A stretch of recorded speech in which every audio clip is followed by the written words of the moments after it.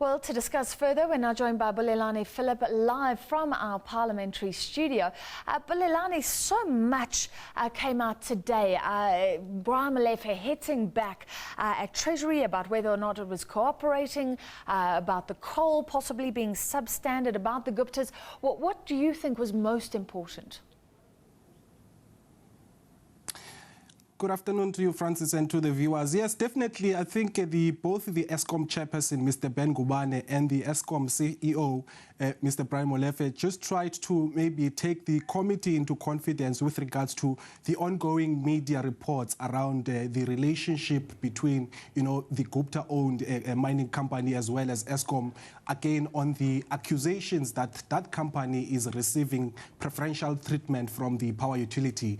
But the two leaders of the Eskom power utility have been stressing to the committee that the company is not receiving any preferential treatment, and calls for them to be blacklisted from Eskom are unfounded because as of yet there has been no evidence of wrongdoing on their part. And they are saying that if they had to actually go on a route of blacklisting that company, that move would be unconstitutional. Of course, during the presentation and answer question sessions, the leadership of Eskom has stressed that on all four counts that are in the media around the practices and the relationship between Eskom and Tegeta, there has actually been no wrongdoing on their part, particularly one on the issue of the allegations that that company's coal supplies were substandard. Eskom has admitted that the stockpiles that were substandard have actually been rejected, and that company has only invoiced for the stockpiles that are actually above board. And secondly, around the issue that they were awarded a contract without a water license, Brian Molefe again disputing that fact, saying that by the time the company signed the contract, the license issue had been resolved. The third issue that they've made is that, the issue of advance payments that are made to companies, including Tegeta, is a normal practice for Eskom, and it's actually extended to a lot of companies, including the four major mining companies in the country. And the last one is that, there is actually no preferential treatment that has been given to Tegeta by Eskom.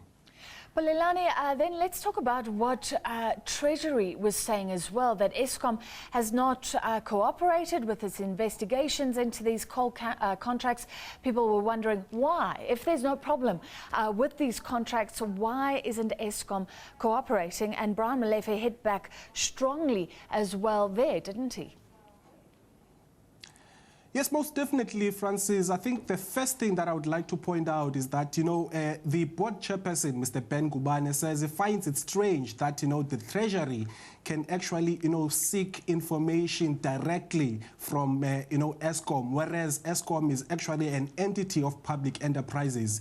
He's saying that they would have much more preferred a situation where the Treasury actually seeks the permission of Public Enterprises Minister Lynn Brown in terms of getting those documentations, because you can see the lines are probably blurred with regards to the issues of reporting lines.